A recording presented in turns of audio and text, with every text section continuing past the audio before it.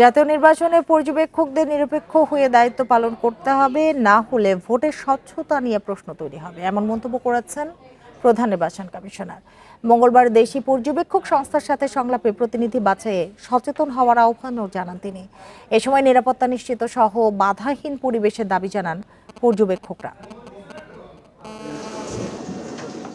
মঙ্গলবার 2 ধাপে 81টি পর্যবেক্ষক সংস্থার সাথে সংলাপ করে নির্বাচন কমিশন।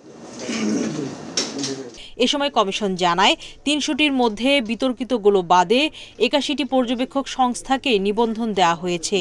বাছাই প্রক্রিয়া সঠিক কিনা তা প্রমাণ হবে পর্যবেক্ষকদের কর্মকাণ্ডে।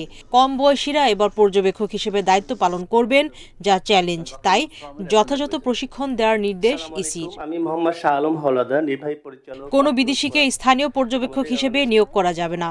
ভুয়া পর্যবেক্ষক রোধে নেওয়া হচ্ছে নানা ব্যবস্থা। পর্যবেক্ষকদের হাতে এমন বিধিমালা তুলে দেয় ইসি। জানা প্রয়োজন ছিল। ধন্যবাদ সবাইকে।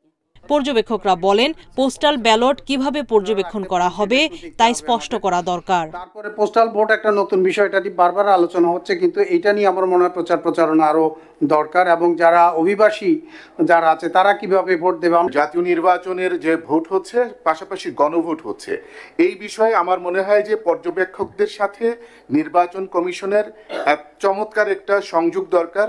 প্রত্যন্ত অঞ্চলে মোটরসাইকেল ব্যবহারের অনুমতি চান তারা। ভোটের আগে ও পরে 20 দিন সেনা মোতায়েনের পরামর্শও তাদের। কেন্দ্রভিত্তিক পর্যবেক্ষক কেন্দ্রের হতে পারা যাবে না।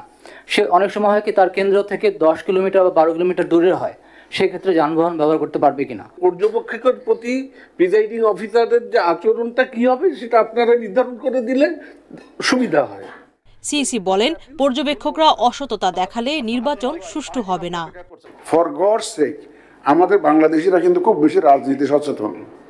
এখন আপনাদের যাদেরকে এনগেজ করবেন তারা যদি ওখানে গিয়ে রাজনীতিতে জড়িয়ে পড়ে তাহলে কিন্তু একদম ড্যামেজ হয়ে যাবে সবকিছু। ট্রান্সপারেন্ট ওয়েতে আমরা কাজকর্মগুলো হচ্ছে কিনা, নির্বাচনী আইন মেনে ইলেকশনটা কন্ডাক্ট হচ্ছে কিনা। পর্যবেক্ষকদেরকে মাঠের বাস্তবতা বুঝে কাজ করার আহ্বানও জানান সিইসি। এদের পারফরমেন্সটা আইন অনুযায়ী। সুলতানা জাহান মিতু, ইন্ডিপেন্ডেন্ট নিউজ, ঢাকা।